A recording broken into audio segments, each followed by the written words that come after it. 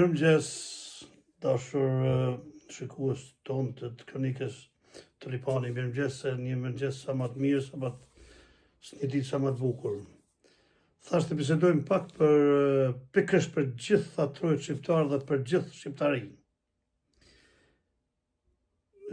Desha t'ju kujtoj vetëm një fragment shkurtër dhe të krahasoni dijen me sotën. Në vitin 1944, kur populli shqiptar kërkonte në krye Shaban Pollushu në Ballën Kombëtare e Legalitetin, kërkonte bashkimin e shqiptarisë, që të hiqej më së pari Serbia nga ne e pastaj luftonim kundër Gjermanit, populli shqiptar në atë kohë krijoi, po të thuash, një kompromis me serb për të vrarë vëllezërit e vet.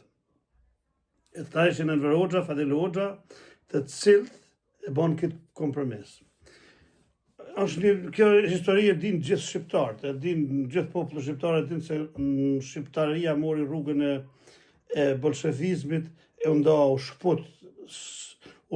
nda populli shqiptar me Kosovën e me Shqipëria metin varfri, Kosova metin në sundin serb deri dje. Pra sot, në vitin 2025, po përsëriten gjanat, sigurisht në vitin 1944, në vitin 1945, ku u masakruan çetash apo Pollushës, shumë shqiptarë tjerë dhe u bë masakra të varet me urdhën të Rankovićit, Titos, Miladin Popovićit, Dušan Mugosh, Enver Hoxha, Fadil Hoxha, të gjithë kanë ditë dhe e bën atë masakrë të përbashkët për të vrarë kundërshtar politik. Sot,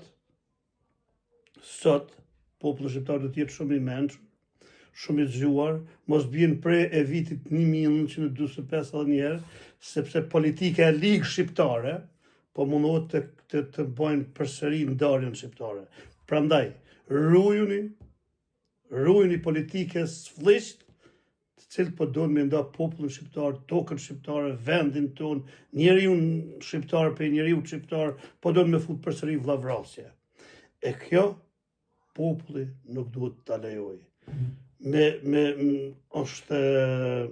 Është e drejtë të mbrojmë Oçekin, edhe luftarët që dhanë jetën për lirinë e Kosovës e të shqiptarisë, por nuk është e drejtë të thomi të caktojmë armisht sikur po caktojnë sot ata që po bëjnë mitingjet, po thonë armik ky, armik ai. Nuk ka armik nëse djenë armisht, pojnë armisht aty në politikë me njëri tjetrin. Jo të nërsejnë popullin shqiptar të bëjnë përçarjen e vet. Rënoft populli shqiptar, rënoft bashkimi shqiptar, rënoft shqiptaria. Mos i dëgjoni këta politikan shpifsa, mos i dëgjoni politikan që mundohen të bëjnë më të keqen për ne, të bëjnë popullin shqiptar vllavras. Mos i dëgjoni politikan që futin urrejtjen popullin shqiptar. Mos i dëgjoni politikan që kanë vetëm stolat e tyre, e kanë vjedh gjithë pasurinë e popullit shqiptar e sot lejnë në për rrugë, jo bashkim, jo tashim, jo ashtu. Poshtë tradhtarët shqiptar, poshtë tradhteja e kombit, poshtë ata që mundohen të ndajnë e të përçajnë popullin shqiptar. Ju faleminderit.